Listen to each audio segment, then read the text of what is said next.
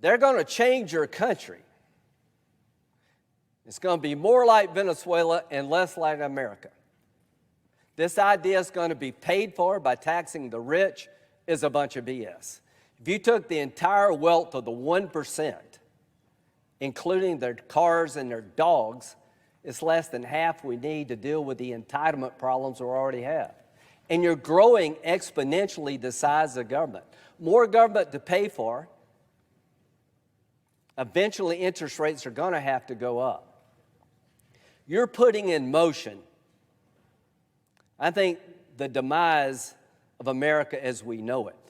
You're putting in motion a government that nobody's grandchild can ever afford to pay.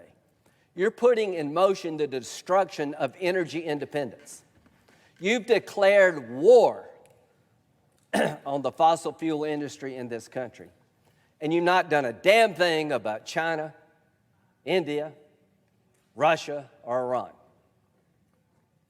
So the bottom line here is, if you believe in energy independence, then you need to vote against this budget resolution because we'll lose it. If you believe that inflation is a death blow to the middle class, you need to vote against this budget resolution. If you don't know how much gas prices are going to be increased, they owe you an answer. So I'm going to ask this question for the next 15 hours. Do you have any idea, if all this becomes reality, how much increase at the pump will be affected by the average consumer in the next year? How much will our heating bills go up? As to the border-adjusted carbon tax, will it be inflationary? Where does the money go from the tax? Who gets it? Little details like this. All I can say is that everybody has a dream in America. There's the American dream and the American socialist dream for America. This budget resolution sets in motion an assault on free enterprise, the destruction of energy independence, incentivizing illegal immigration at a time we can afford it the least. If you don't believe these things, then you haven't read what's in this blueprint. Have you ever asked yourself the question, what the hell has happened in the last 6 months? Why are we up $1 a gallon at the pump? Because they've declared war on fossil fuels made in America.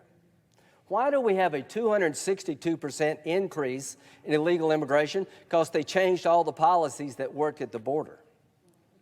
Why is inflation rising?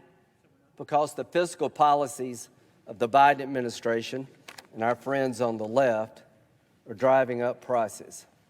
The worst is yet to come.